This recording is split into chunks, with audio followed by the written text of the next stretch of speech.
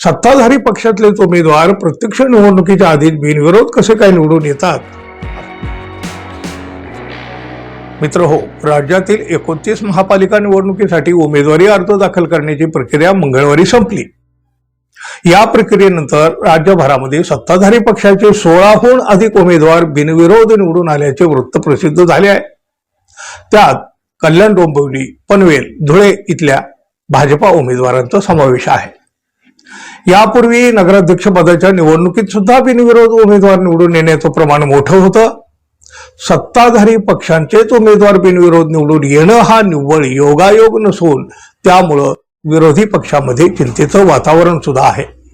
त्यातच सत्ताधारी पक्षाकडून दबाव टाकून विरोधी उमेदवारांना उमेदवारी अर्ज दाखल करू दिले नाहीत, अशा प्रकारच्या तक्रारी निवडणूक आयोगाला प्राप्त झालेल्या आहेत। या पार्श्वभूमीवर महानगरपालिका निवडणुकीमध्ये बिनविरोध प्रक्रियेची चौकशी करण्याचा निर्णय घेण्यात आल्याची माहिती आता निवडणूक आयोगाकडून देण्यात आली आहे। उमेदवारी अर्ज दाखल करताना विरोधी पक्षाच्या उमेदवारावर अर्ज मागे घेण्यासाठी कोणी जबरदस्ती केली का? त्यांना कोणी प्रलोभन दाखवलं आहे का? अर्ज दाखल करण्यास कोणी विरोध केलेला आहे का?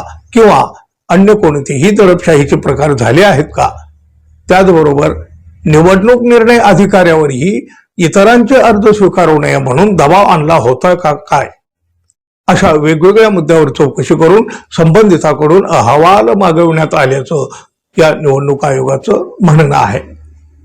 हे अहवाल आयोगाला प्राप्त होत नाहीत तोपर्यंत संबंधित प्रभागातील उमेदवार बिनविरोध निवडून आल्याची अधिकृत घोषणा करण्यास परवानगी दिली जाणार नाही, असं देखील आयोगाच्या सूत्रांनी स्पष्ट केलं आहे। राज्यभरात सत्ताधारी पक्षाचे 16हून अधिक उमेदवार बिनविरोध निवडून आल्याच्या बातम्या प्रसिद्ध झाल्या आहेत। कल्याण, डोंबिवलीमध्ये भाजपचे 5 तर शिंदे गटाचे 4 उमेदवारांचा समावेश आहे।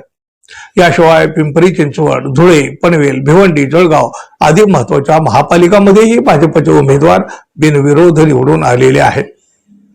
परंतु आता अहवाल प्राप्त होईपर्यंत त्या प्रभागातील बिनविरोध निवड झालेल्या उमेदवारांचे निकाल जाहीर न करण्याचे आदेश निवडणूक आयोगाने दिलेले आहेत।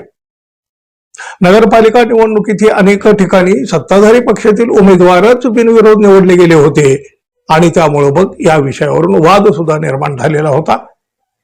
सत्ताधारी पक्षातलेच उमेदवार प्रत्यक्ष निवडणुकीच्या आधी बिनविरोध कसे काय निवडून येतात, असा प्रश्न विचारला जात होता। तोच प्रश्न आताही महापालिका निवडणुकीच्या निमित्तानं उपस्थित करण्यात आलेला आहे।